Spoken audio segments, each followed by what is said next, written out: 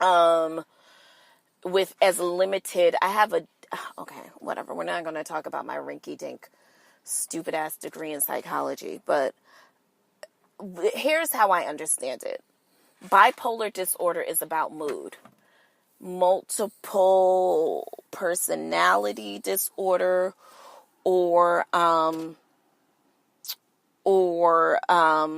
what you call, I believe, BPD, borderline personality disorder, split personality, if you will.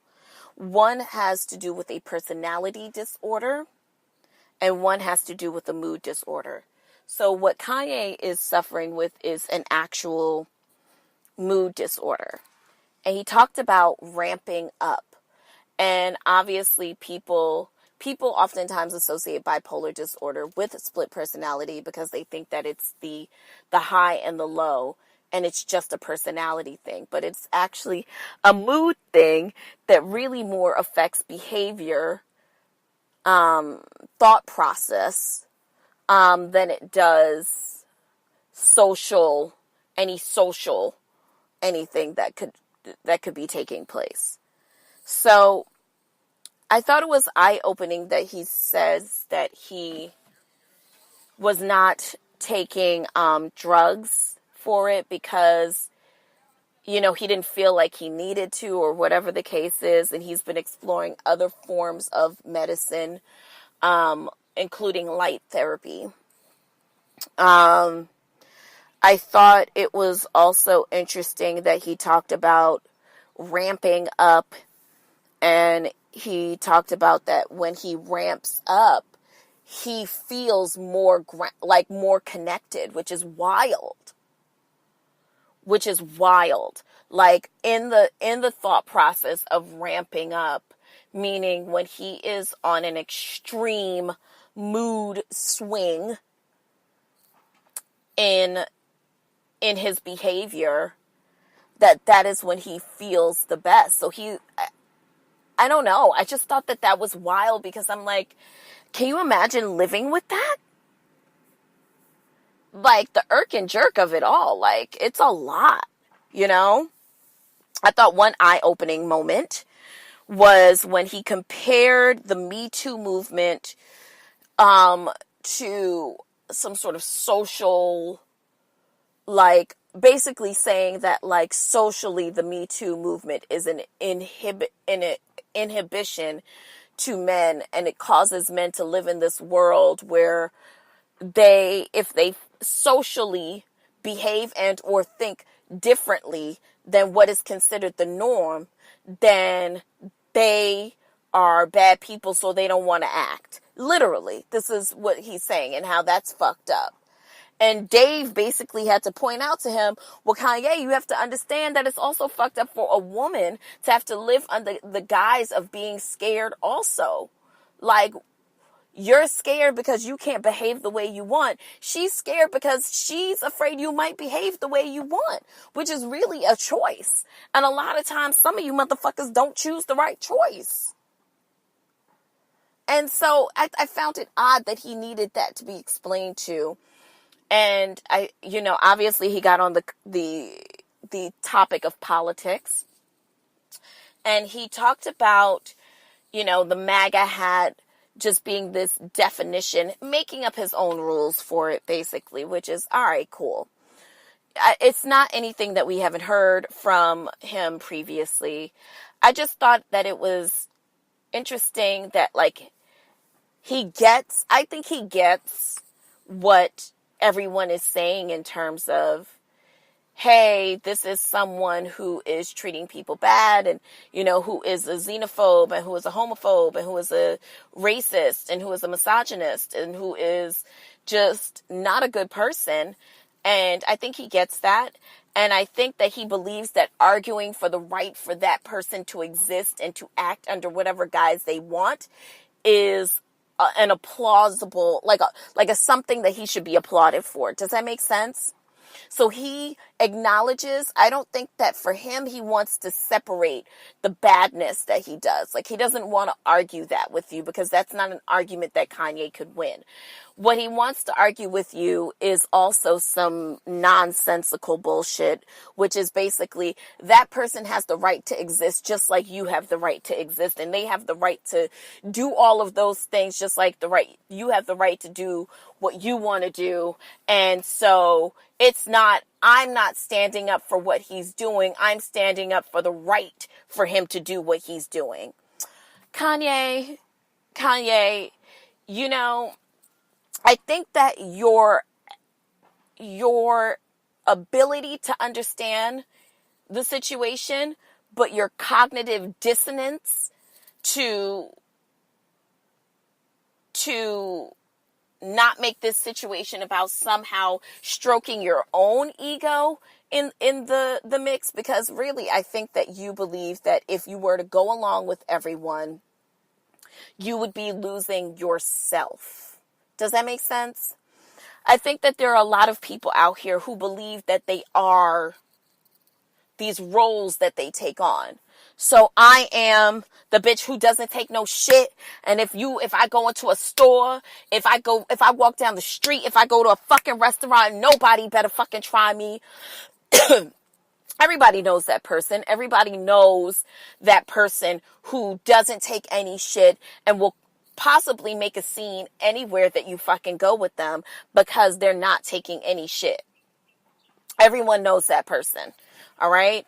And sometimes it's a guy, sometimes it's a girl, but everybody knows that person whose ego gets the fuck off on the whole idea that they don't quote unquote take shit from anybody.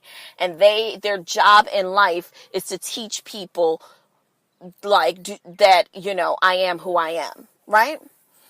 And so they've so much associated that role with who they are that the shying away from that negative energy flow would mean basically killing themselves because they believe that that is who they are, or the guy who I don't want to be like everybody else. Everybody knows that guy, everybody knows that guy that he is the one that goes against the grain about everything. Like, if everyone's going right, he has to go left because he's not no follower. He's a fucking leader. And what a leader does is he doesn't just lead on all causes that are right. He even leads on shit that he knows is not right because his ego is so not inflated that he doesn't have to be standing up for an ideology. He's standing up for a right, which is your right to have an ideology, because that's man's right. That nigga, you know who that is. You know who the fuck that is. Well, that guy, that is also someone who, from an ego perspective, just is, operating under the guise of, hey, I am fighting not for what's right or wrong because you guys are all here doing it. I'm going to be this individual. And I feel like that's just Kanye's thing. And he does it on a wide platform because he is a narcissist and who may be suffering, like all of us are, from ego issues and not, truly getting to the root of who he is as a person, which is not a role, not a personality role or a mood role. Who you are is the ability to separate yourself from knowing that that is a role. And that's not who you are. I know that's very deep for you. Okay. So speaking of Netflix, have you guys started watching the new Ava DuVernay, movie, When They See Us? The movie, so far, I am up to, I believe, part 3. And it is riveting. I would have paid money in the theater to see this. 1,000%.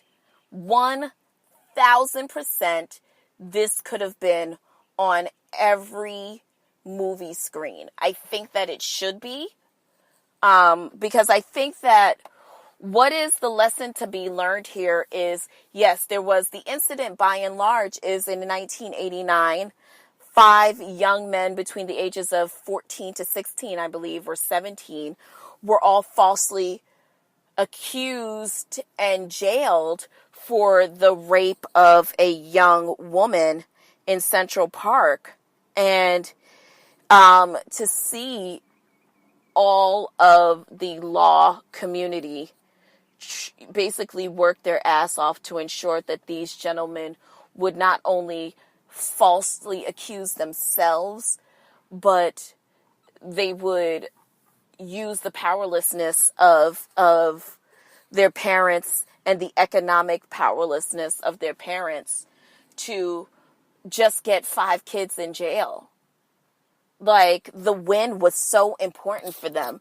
And here's a name that you should know, Linda Fairstein. Linda Fairstein. That is LindaFairstein. Linda Fairstein, I believe, was the district attorney at the time, or the D. I don't know what the fuck her role was, but she was basically the head white bitch in charge. And she manipulated this case in such a way that when she made the police department splice the tape. She went ahead and questioned these kids without a lawyer. She had them sign away their Miranda rights.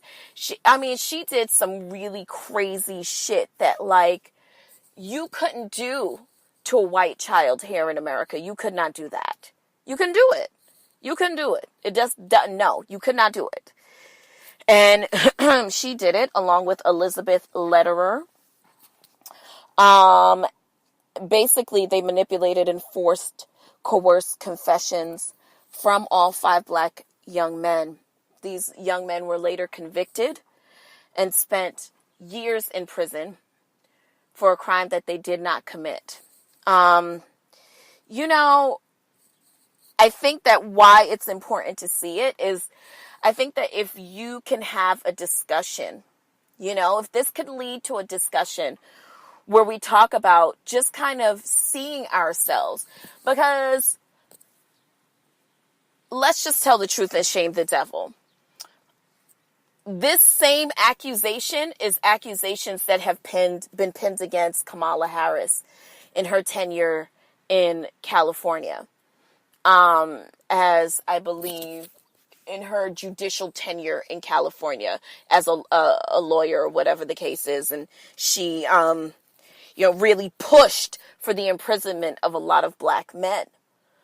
So I think that, I think that it's interesting for us to just see ourselves sometimes and see, to what lengths will you go to just so you can have the win? Like, how far are you going to go for the win? You're going to send people to jail. You're going to lie. You're going to do all of this shit just to have your way, just to be able to say, you know what? I had cheese on my burger today, and I don't give a fuck who had to pay for it. Like, I just find that crazy. So, listen, if you haven't watched it, please, I'm going to go finish watching it today. I thought it was amazing. I cannot wait to see the rest of it. It was very difficult for me to watch it. There were a lot of times where I seemingly purposefully disconnected, and I would pick up my phone and start looking through Instagram because it just felt like so much to take, because we're still here today.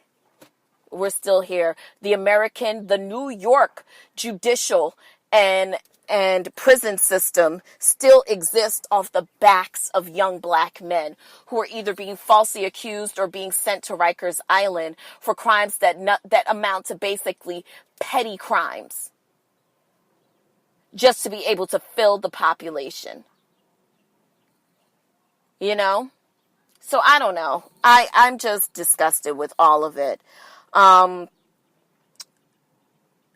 Let's keep in our prayers, you guys, the family of Malia Davis, the 4-year-old baby, who was murdered by her mother's boyfriend. Her mother's boyfriend, Darion Vina, I believe, confessed to killing the 4-year-old.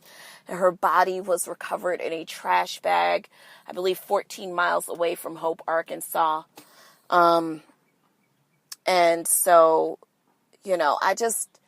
I can't, because this is not just for your moms, this is not for the baby moms only, this is for anyone who is watching children be careful who you let around your kids. I think that we've gotten to such a